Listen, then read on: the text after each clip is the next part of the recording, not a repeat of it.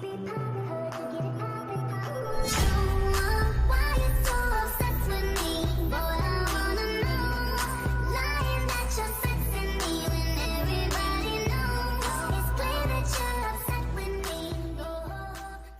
everyone, it's Babe. Welcome back to my channel. I'm back with another video. And unfortunately, if you guys have been online, I'm sure you guys have heard the news by now about the tragic death of tWitch. For those of y'all who may not be familiar with him, he was a DJ on Ellen. That's what he I feel like that's when he first became super well known to the public. But you know, he's a DJ. He is a phenomenal dancer. A lot of people know him from his dance background, and you know, a lot of people know him from some of the dance routines that he has done on social media, mostly with his wife as well, who's also a dancer. And this just really took everybody by surprise, especially me. I was very, very honestly, I want to say almost every single celebrity death that has happened this year has been the most shocking, only because, and again, it's not to say that anyone deserves to lose their life. I would never imply or suggest that, but it just always seems like these people that tend to leave Earth so soon in their lives, it's just like, why? Like, it doesn't make any sense why these particular people are passing away, whether it's, you know, someone like Takeoff or PNB Rock, or just so many people that have lost their lives too soon to a variety of different reasons. And trigger warning, he did pass away from suicide. That was revealed you know, with his death, and or the announcement of his death. And yeah, you know, people have definitely been, you know, discussing mental health and everything like that. I'm gonna get into my thoughts after the video. Oh wait, it is muted for me. Death of the Ellen DeGeneres Show DJ Stephen tWitch Boss has left his family, friends, and fans stunned and saddened. Boss tragically died at the age of 40. On December 14th, TMZ broke the news that the DJ and TV personality's wife, Allison Holker, informed the LAPD the day before that Boss had left their home but had left behind his car. This incident had alarmed Holker, who reportedly told LAPD officers that Boss's behavior was unusual. Police officers discovered Boss's body at a Los Angeles hotel after answering a call related to a shooting. He reportedly died from a self-inflicted gunshot wound. Boss was a fan-favorite talk show personality. He provided the music for the Ellen DeGeneres Show from 2014 to 2022. In 2020... Now, funny enough, because I knew tWitch from his dancing content. I never really watched Ellen. I wasn't really into her show like that. I knew he always seemed familiar. And so I was like, oh, okay, like he was on Ellen, but that's not how I discovered him. I discovered him through social media and like seeing his dancing content. But yeah, a lot of people, I feel like most people initially discovered him through Ellen.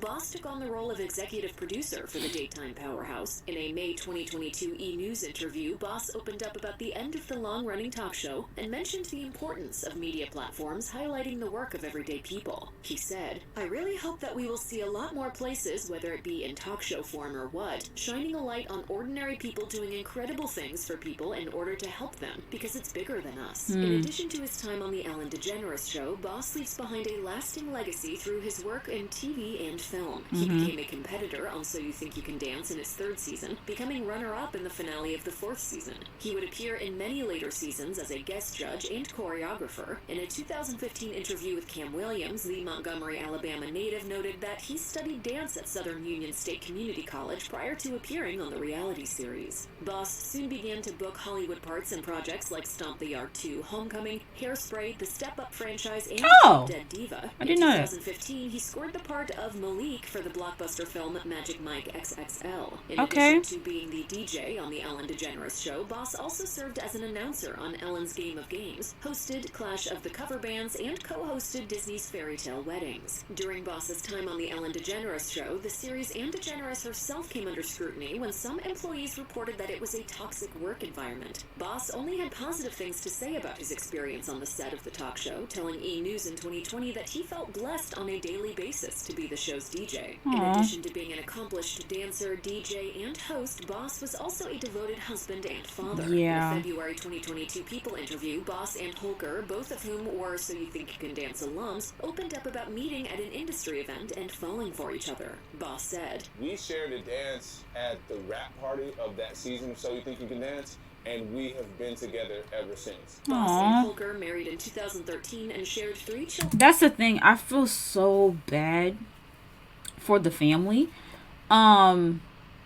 Especially considering it's the holidays. This is always one of the worst times to lose someone that you love around the holidays. And I'm sure they were preparing for Christmas, and it's just really, really sad. I really feel for his kids. I really feel for his wife. Like, and again, we don't know what their dynamic was behind the scenes, but I always like to assume the more positive approach, which is that she didn't know, and that she feels awful that this happened. I don't really like how people are assuming that it's somehow her fault, or that she was somehow being neglectful, because that's not always the case. Like, when someone takes their own life, yeah, you do hear from time to time that, you know, the people that were closest to them didn't really do their part to, like, check in and make sure they were okay. But I don't think that should always be assumed.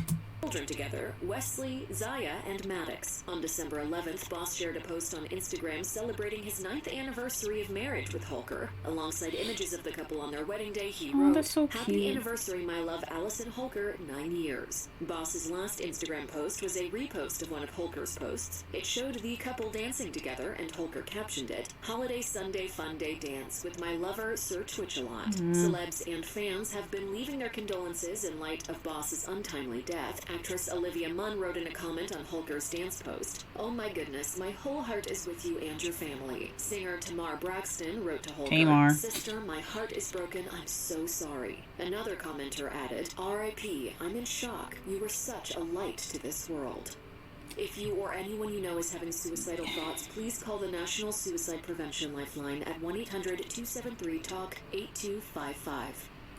Yeah, there's only but so much you can say in these instances, other than, you know, condolences to them and their family. But yeah, it's just really, really sad. And here's the thing that I kind of wanted to address. Maybe an unpopular opinion, but, you know, I'm full of those. So of course, whenever you hear about a celebrity or a public figure passing away due to suicide, and, you know, them taking their own lives, of course, naturally, it always brings up the conversation of mental health, and people saying, you know, check on your friends, check on your strong friends, check on the friends that, you know, seem like they have it all together and they seem happy, because you never know what's going on. And as much as I wholeheartedly agree with that statement, I really think a lot of the people that say that are not being authentic.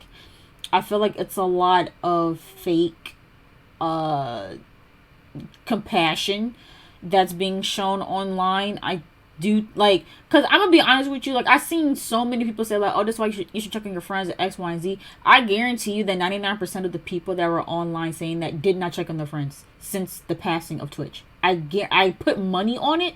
The majority of the people that were online making tweets and making Instagram stories about how important it is to check on your friends, because you never know, I guarantee you none of them people, or almost none of those people, actually took the time to check on their friends. I just think that we live in a time now where people don't really care. We talk about mental health all the time, but people don't really care like that. People mostly care about themselves. And again, it's not everyone. Of course, it's not everyone, but it is a lot. Like, this generation, not even just this generation, just everybody in this time just seems very cold-hearted and selfish, and people just they don't really care. They don't take the time to make sure that people are okay. They don't go out of their way for people. Like, I feel like that's a rare thing to happen nowadays, is when people actually go out of their way for someone and to make sure they're good. I feel like people, and again, there's something wrong with prioritizing yourself first, and you should prioritize yourself first. But if you have people in your lives that you care about,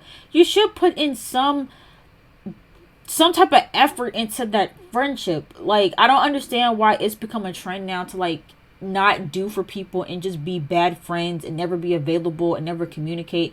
Because even too, like, even in this era of, you know, people talking about being low maintenance friends and only talking to their friends once every couple of months, when you have a bunch of friends like that, I could see how. And again, I don't know Twitch, I don't know his situation, I don't know what was the cause of his depression, but just speaking in general, a lot of the times people who are suffering with depression, a lot of the times they feel alone. They don't feel heard, and they feel like a burden to their loved ones. And you know, when you talk about being low maintenance and like, oh, you might only hear from me once every couple of months. And so it's like, so imagine someone where all their friends are like that. Like, they feel like they can never reach their friends. They can't have anyone to really lean on or get that support from. It's like, I could imagine someone like that getting depressed, feeling alone, feeling helpless, and then God forbid they go down this same route, then those same people are like, oh man, I wish there was something I could have done. Yeah, you could have been a better friend. And again, don't know his situation, don't know what caused this, but it's just so crazy to me how people will sit up here and act like they care about mental health, but literally won't do anything to make sure that their friend's mental health is in check. They won't check on nobody. Like, and again, I've dealt with this too, where it's like people will see me going through stuff, and it's like, it's almost like they distance themselves from me. And I've seen a TikTok that talked about this, and I might react to it or stitch it. I don't know what I'm gonna do. But I wanted to address what I saw on this TikTok, where they basically were saying how a lot of the times when people are going through rough times, y'all will put the burden on the person that is suffering. Y'all will expect the person that is suffering to reach out and to go out of their way to ask for help. But sometimes it's just hard, especially when they're going through things, and especially when, again, they don't want to feel like they're a burden. They don't want to feel like they're begging for that help and for that support. And also too, to keep it a buck, because I've seen it happen, people will say like, oh, if you need anything, let me know, but they don't actually mean it. And so it's like, when you ask that person for help, like, in their minds, like, they'll help you, but not because they want to, but because they don't want to seem like a bad person, or they feel obligated to, but not because they genuinely want to help. And so I say all that to say, with all these conversations of like checking in on your friends, take it seriously. Checking on your friends doesn't mean waiting for your friend that you know is suffering to come to you. No, you stand up, you be a good friend, and you reach out to them. You check on them, you see how they're doing, and make it a consistent thing. It's really not that difficult. And no one's saying that you have to constantly be someone's therapist. But again, if you really do care about a person and you care about their well-being, I feel like naturally you just want to know how they're doing, and you're going to want to naturally check in on them. So yeah, all that to say, just please be better friends to the people in your lives. Put forth that effort. Make sure your friends are okay. And yes, there are cases where you can do that. You can be a good friend. You can check on them constantly. Do everything in your power to try and cheer them up and make sure that they're okay. And they still might end up on the same path. But at least you have solace in knowing that you tried and that you put forth the effort. But yeah, that's all I gotta say on this. Like I said, condolences to his family. I really hope that this holiday season doesn't affect them too bad, even though I'm sure this is going to be rough. It's definitely going to be rough. But yeah, let me know what your guys' thoughts are in the comments down below. And if you guys enjoyed this video, make sure you guys go ahead and give it a big thumbs up. Please don't forget to subscribe to my channel and hit the bell so you guys know when I drop new videos. And I will see you guys in the next video.